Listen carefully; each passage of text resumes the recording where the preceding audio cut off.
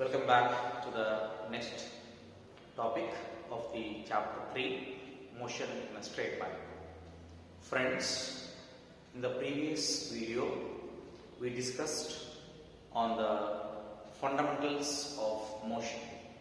That is, what is motion, what is rigid, what is rest, what is displacement, and some other important topics which are related to the chapter motion in a straight line.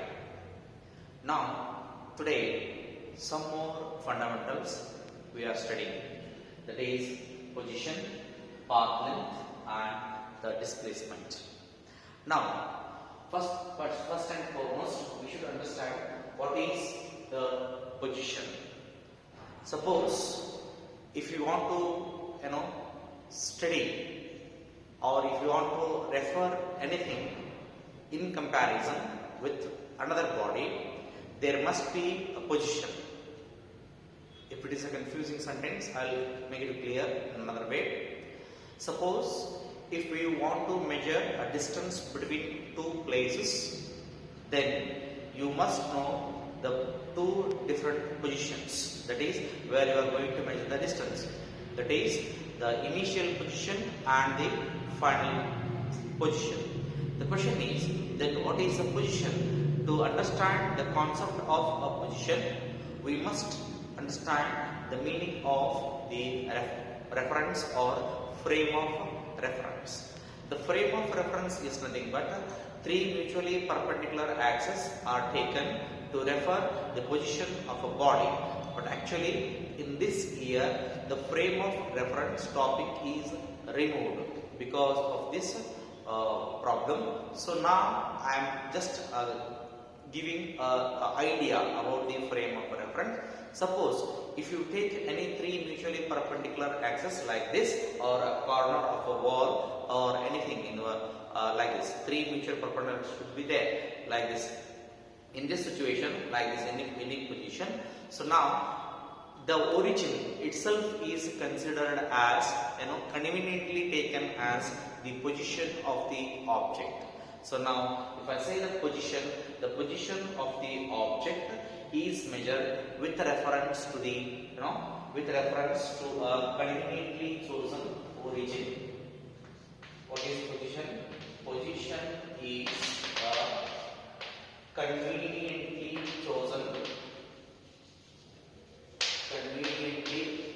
chosen origin. So now here I have drawn a line. So in this line, so now I will take this as a middle point, then I will take O as the origin. So now O indicate the position of the object. Suppose if a person is standing here, then if a person is standing like this, then this is the position. Now afterwards I will make a point 10 meters, 20 meters, 30 meters, 40 meters, 50 meters. Similarly 10 meters, 20 meters, 30 meters, 40 meters, then it is 50 meters. Now why I am measuring all these meters? To understand the meaning of path length and displacement, we must know this line graph. So that is why I am explaining in detail step by step. Afterwards, let's go to the path length. Then what is path length?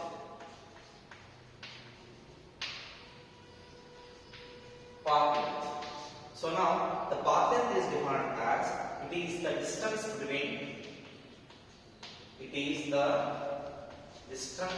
between initial position and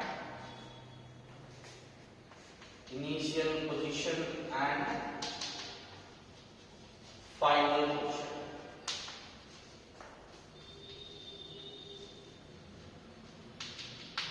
Initial position and final position. Now the person is at O. Suppose if the person is at O itself is referred as the initial position. Now afterwards, if a person moves from O to P, here is the P. So now the distance between the initial position and the final position is now it is 0, it is 30. So now it becomes how much? 30 meter is the path length of the object.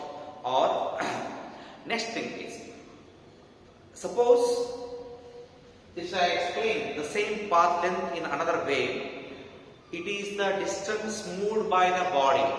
It is the distance moved by the body in a given interval of time. Again, time being, don't consider the word time. The only thing is, it is a distance moved by the body. That's what you can take. So now, the path length is the distance moved by the body, or else it is the distance between initial position and the final position. So now, the SI unit of, I'll write here only, it is measured in, because since we measure already SI units, it is measured in meter, small m. I wrote here small m. It is measured in m. Very, very important. So it is measured in meter. The next concept is displacement.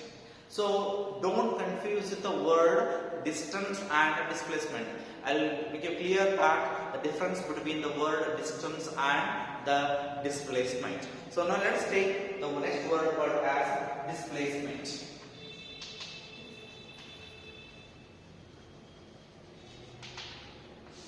Then what is displacement? Displacement of the object is defined as change in position of the object. Change in the position of the object. Change in the position of the object. In a particular path. In a particular path or direction. Particular path or direction. So, what is meant by particular direction or particular path? Here, the displacement is always occurs in a particular direction, but the distance no direction. So now here displacement has a particular direction. So displacement what has it has a particular direction, also have the magnitude. I will explain what is meant by magnitude, what is meant by direction. Now let us see here. If the object is at O, then it moves from O to P. The total distance covered by the object is how much? 30. So let me read that concept in detail. So now we write here distance. Now you understand the meaning of the difference between distance and displacement. Here is the distance. Distance is, if I take this as an x-axis, plus x-axis, minus x-axis. So this is x1, sorry, x1, 2, 3 like this. Okay. If I take this between these two, then it becomes what? Delta x is equal to x2 minus x1. What is the value of x2? Final position 30 minus what is the initial position? x1 0. So it becomes 30 minus 0 becomes 30 meter. So now the object may move from O to P or P to O. Distance remains 30 meter only. But if I go to the word displacement, this makes sense. If I go to the word displacement, again the displacement also measured in terms of delta x equal to x2 minus x1. Look at this, x2 minus x1. The final position of the object is 30 minus the initial position of the object is 0. So again it becomes 30 meter. Look at the value here. Distance is also 30 meter. Displacement is also 30 meter. Let's make another important thing, so you'll understand what is the difference between these two things. Now, after this example, let's take another kind of example. For that, so now at the beginning, the body moves from O to P, then P to Q. At the beginning, the body moves from O to P, then P to Q. Then what is the total distance? The total distance is now how much it is? x1, x2. So it becomes how much? 15 meters. I repeat, I will explain another way. becomes x2. So it becomes x1 plus x2 is equal to how much? 50 meters. 50 meters. Similarly, if I measure displacement is also 50 meters. Then how to differentiate the word displacement and distance? Now pay attention. This is very, very important. So now, at the beginning, the body moves from O to Q, then Q to P. Then what is the total distance? Now pay attention. This is very, very important. Now, at the beginning, body moves from O to Q. So this is now our x1. After this, the body moves from Q to P. This is the distance now. This is what? X2. The total displacement is given by, so distance is given by x1 plus x2. So now we move from here to here. Now it is 50 plus. Now it is here to here. Right? So much? 20. How 20? 10, then 20. So it becomes how much? It is 70 meters. But if it comes to displacement, it is very important. Displacement. Look at the value. Displacement is always the shortest distance between the initial position and the final position. It is the shortest distance. Look at this. So if I want to calculate the displacement, it is not 70 meters. Look at this. At the beginning, the body moved from O to Q. So it is OQ minus, because it moved in the opposite direction. It's in the same towards O only. So now I have to write here how much it is QP. So it becomes 50 minus 30. So it becomes how much? Sorry, 50 minus 20. QP is 20 now, so 20. So it becomes 30 meters. So now look at the value. Distance now. The distance moved by the object is 17 meters, but the displacement moved by the object is how much? Only 30 meters. Even if you want to follow another example, I will do. Now this example will make you very clear. Let's pay attention here. Third example. In the third example, what I will do, I will make my journey from initial position to final position. Now the body will move from O to Q, then Q to O. To and fro distance is like this. O to Q, Q to O. The distance moved by the object is, so now what I have right here, delta x is equal to total distance given by the object is how much it is? OQ plus QO. OQ plus QO. Both the directions. So it becomes how much? 50 plus 50, that is equal to 100 meters. But, very important. But, if I take the value of displacement, it moved and came back. What is the total displacement of the object? Remains only, then it becomes 0. If I write here, it is OQ minus QO, because in the opposite direction. Why have taken minus sign here? At the beginning, body moves in the direction, then it changes the direction, opposite direction, hence minus sign.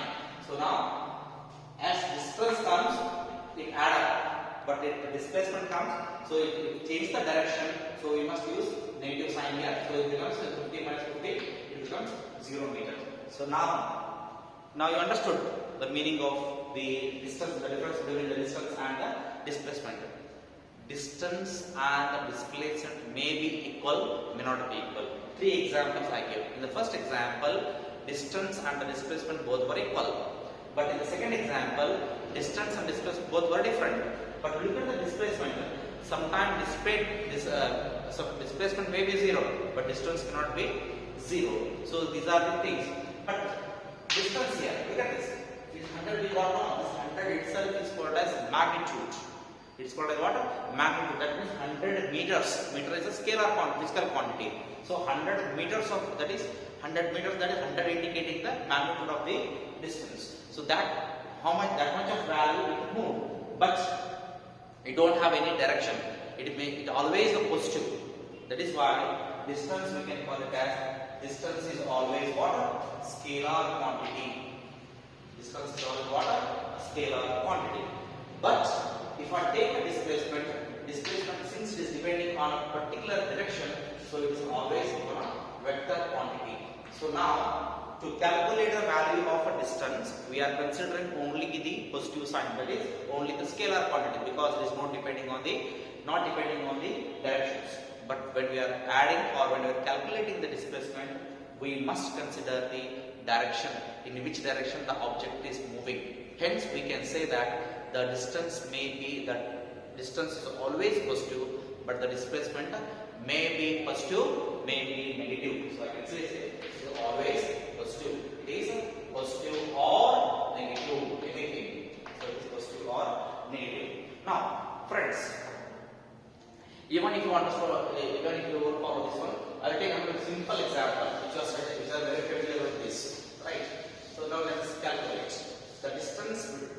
An object is there at A.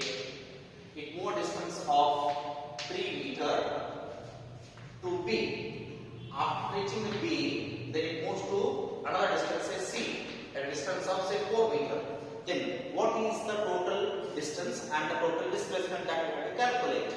The total distance travelled by the body is AB plus BC is equal to 4 plus 3 is equal to 7 meters. But what I said about displacement? Displacement is the shortest distance between the two, or initial and the final position. So this is the initial position, this is the final position. Join it. So then we will get a hypotenuse. No, it's right angle triangle.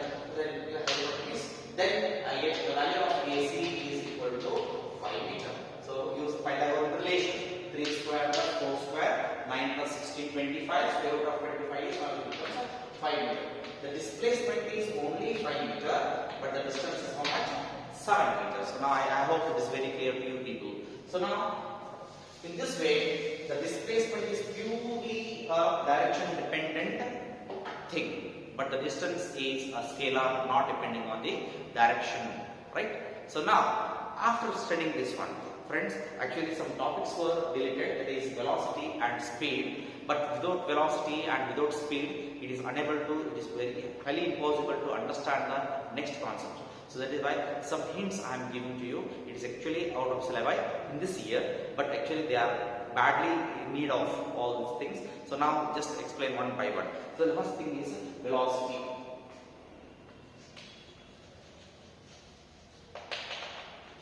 Velocity. Then what is velocity here? So velocity is purely depending on the time. Displacement and the time. Displacement per unit time. Displacement per time is called as what? Velocity, or one more definition is there. Rate of change of displacement. Rate of change of displacement with respect to time.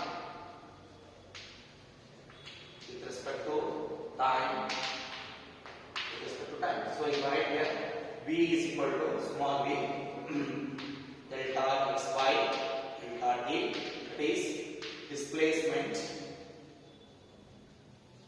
delta x indicates displacement divided by time interval or time. So this is so displacement is measured in terms of meter and time is measured in terms of seconds. SI unit of displacement is meter per second, because displacement measured in terms of meter, time is measured in terms of second, meter per second. And if I write the dimension formula,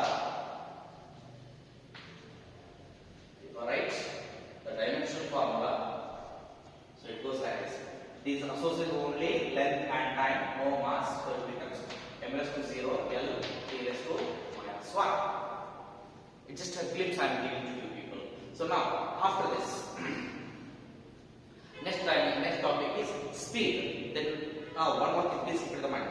Since displacement is purely depending on the direction, hence velocity is also depending on the direction.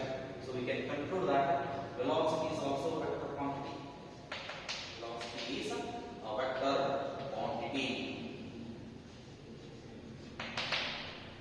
Velocity is a vector quantity. Then after studying this one, let's go to the next topic, what is speed.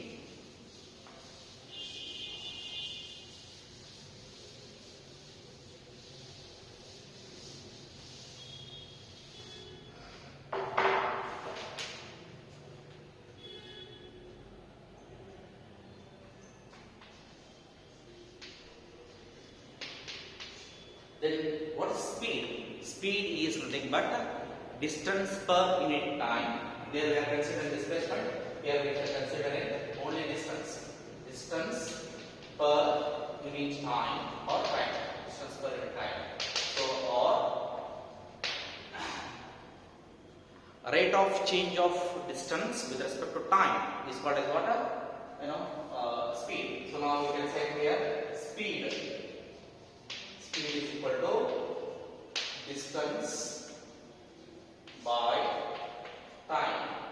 Look at this. Distance is measured in terms of meter, time is measured in terms of second, and second right here.